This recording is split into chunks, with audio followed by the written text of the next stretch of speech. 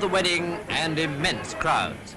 Thousands had assembled overnight, others had arrived at dawn, all eagerly waiting to see and to cheer the royal processions on this day of their own princess's marriage. As must inevitably happen when such numbers collect and so much emotional excitement prevails, avoiding accidents becomes a primary consideration. Now the people had not much longer to wait. And at Kensington Palace, His Royal Highness the Duke of Edinburgh, with the Marquis of Milford Haven, his best man, checked the time for the start of his drive. A few moments too early, and then, lucky omen, a sweep stands by just before the bridegroom enters his car.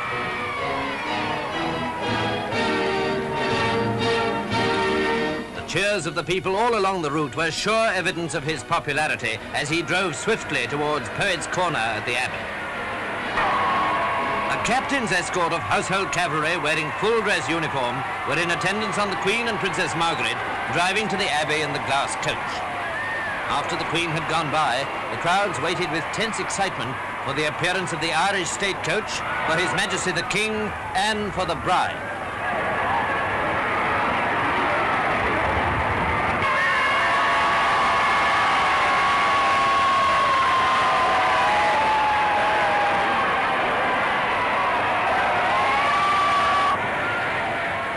The greyness of this November day, matching in some respects the weary aftermath of war, these were neither seen nor felt, for this was a day of national rejoicing, a day indeed which had caught the imagination of men and women all over the world. And as the King and his daughter drove past, they received in overflowing measure the true and enduring affection of the people of Britain.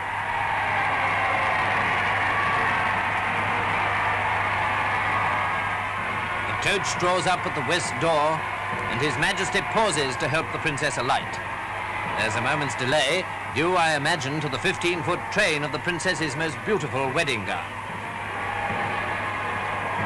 Then, with her father, the royal bride enters for her marriage to the man of her choice.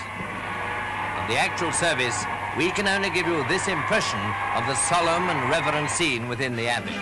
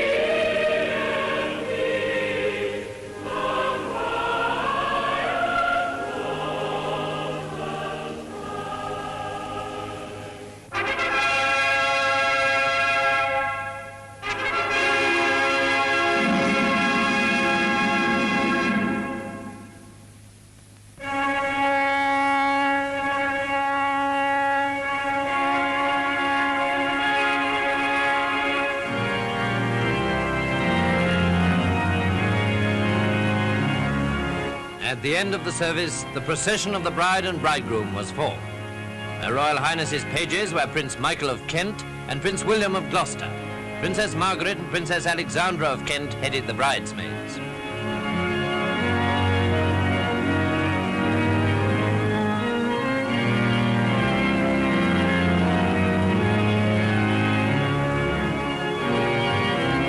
Following the King and Queen in the procession were Queen Mary, Princess Andrew of Greece, the bridegroom's mother, and King Haakon of Norway.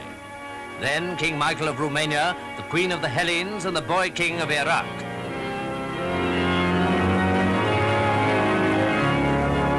The Princess Regent of the Netherlands and Prince Bernhard, King Peter and Queen Alexandra, Queen Helen of Romania, the Prince Regent of Belgium, and the Duchess of Aosta, the Crown Prince and Crown Princess of Sweden. Earl and Countess Mountbatten of Burma.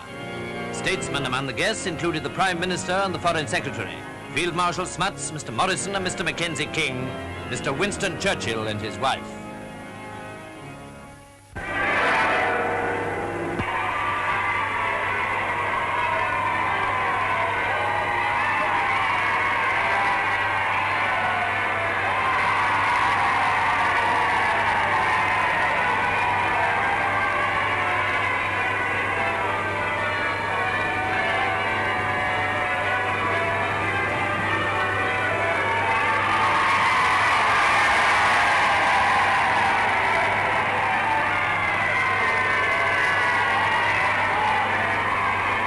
departure of the royal couple from the Abbey after the wedding was the climax for the tens of thousands waiting in the streets of London.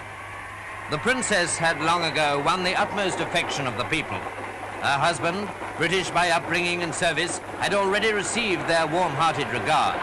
And this was a love match. No wonder the people cheered themselves hoarse as the young bride and her gallant groom returned to the palace on their wedding day.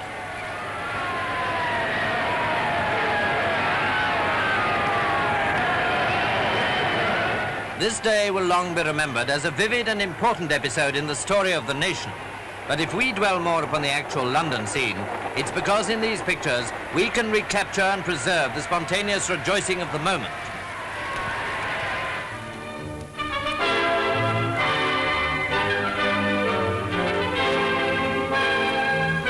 The crowds outside the palace were quite as vast and as thrilled as those of Jubilee and Coronation days.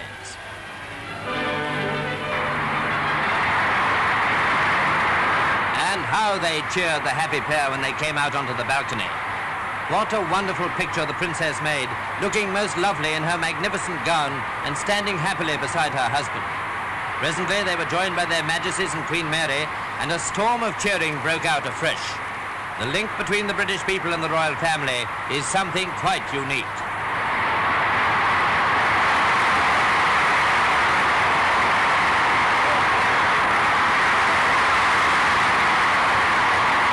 Again and again the people called for Elizabeth and Philip.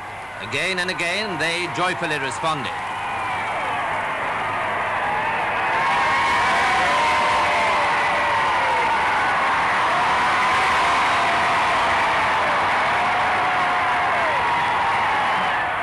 Inside the palace, the wedding groups and brief close-ups. Princess Margaret, Prince Michael, Prince William. Finally, these delightful studies of the princess and the duke. It was their day, and their great happiness was clear to see.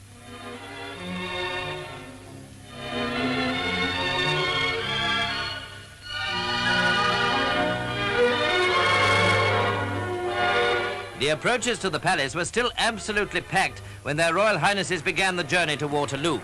They received the treatment always accorded to newlyweds. With this difference, the bombardment was made with rose petals, not confetti.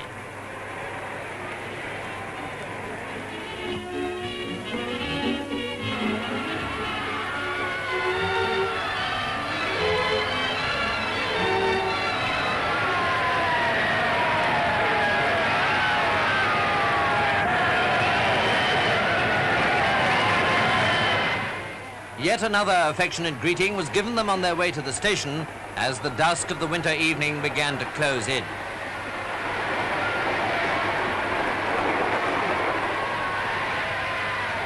At Waterloo, there were still some rose petals to be brushed away, and there was a moment's pause for official goodbyes before they boarded the special train.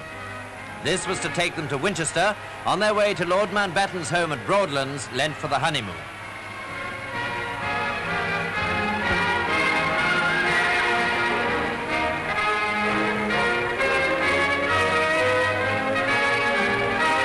All Britain hopes that their journey was but the prelude to lifelong happiness through the years to come.